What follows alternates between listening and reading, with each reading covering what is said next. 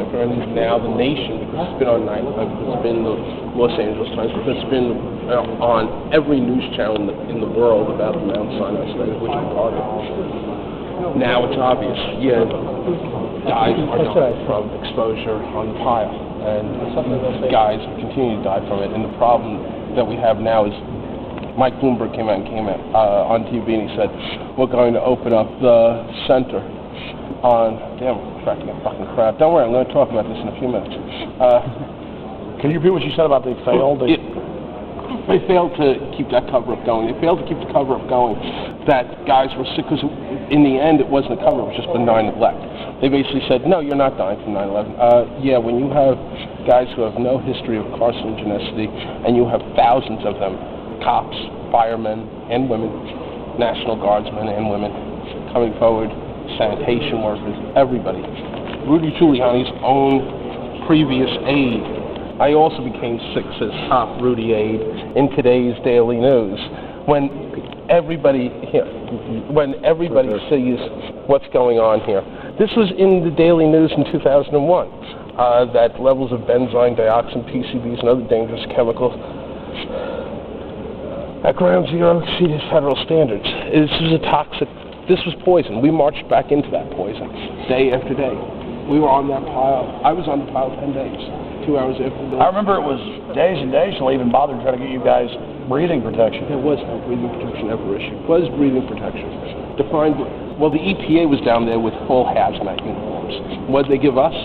Paper masks. The same type of paper masks they used to clean up, like bleach. There was no breathing protection ever issued for anybody. And the reality about why I think, why our first responders who are involved in the movement, and we're a growing number, think this is so significant. It's really simple. We're the canaries in the coal mine. You've got to explain one thing. Not the PCBs, not the dioxin, not the asbestosis. I've got a pound and a half of concrete bags. I got a pound and a half of concrete bags. I'm on serious analgesics to control the coughing and to therefore control the spasms. But that's led towards carcinogenicity. My doctor said, Dr. Eileen Burtz, Mount Sinai. She's one of the authors of the study. So there's no question, did I get this? Well, did you get it from maybe something else? No. All of us got it from something else. And the big question is, what pulverizes concrete to that extent? What pulverized concrete sticks? Now, you could treat it if it was asbestosis or some treatment for asbestosis. Clinicians have a great deal of history of dealing with asbestosis because there's been a long medical history of it. Pulverized concrete in your lungs, there's no history of this. There's no history of this. And there won't ever be. Since. What do you think caused the pulverization? Right, well that's the question. When you start having clinicians coming out, not just journalists like yourself and but lots of people coming out saying, what caused this? And we have to ask the question because we have to start developing treatment. Like the Bloomberg Center, it'll be open in 2008. They said, we're opening the center up. It's going to take till 2008 to open the center up, and the Department of Health has pretty much admitted as much. But what does explosives cause pulverization of concrete? So it's the issue of the explosion, of the pulverization of the concrete. It's the issue of why did Todd Whitman lie about the air being safe? And if you can catch someone in one lie, you can catch them in all their lies. Well, we know that WMDs were alive. The whole country knows that. The whole world knows that. Big deal. Well, what about the EPA lie? Well, that's two. When does it get to be to the point where, well, now anything's possible? According to Todd Whitman, you could jog around ground zero. When we were on ground zero, we knew we were getting sick. You'll see the guys come up tonight. All of us were down there with various National Guard units or cops, fire engine companies. All of us knew we were getting sick down there. But nobody pulled us off.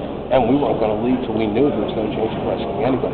So after 2-3 days, there was no way it was going to get rescued. But we were morons. Just for the record, after 10 days, we should have left ourselves. I know you're going to introduce yourself later, but it'd be good if I was thinking about going to be able to have you say it. Just state your full name for the record. David Miller. And then tell us who you are, what you did on 9/11. I'm David Miller. I was a first responder with the 1st and 69th Infantry, New York, 42nd Division, New York Army National Guardman E5, which means I'm a buck sergeant. I was in the National Guard from 1985 till 2003. I myself and thousands of other men down there in the rescue efforts, and we served on the file. I was there from September 11th till September 21st, and my picture was in the U.S. News and World Report, and I got sick so they can't say that I wasn't down there. We've got too many witnesses. Everybody knows who was down there, and the reality of...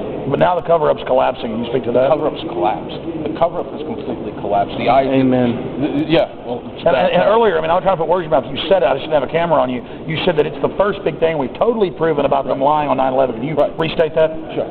The fact that they're now finally going to admit that everybody who was down there is in severe morbid danger, and that 70% of those of the first responders who were down in 9/11, of workers on the pile at 9/11, are now suffering from severe lung ailments and chronic morbidities and heart disease and carcinogenicity that is specifically due to the toxicity in 9/11, is the first big lie reform. This is the first piece to come apart, and that's what's going to happen from there. We're going to see one piece after another. The next big one, I was in Washington, D.C. yesterday, on Friday, meeting with other first responders, meeting with the New York delegation from the House. We met with Hillary Clinton's office on the Senate side.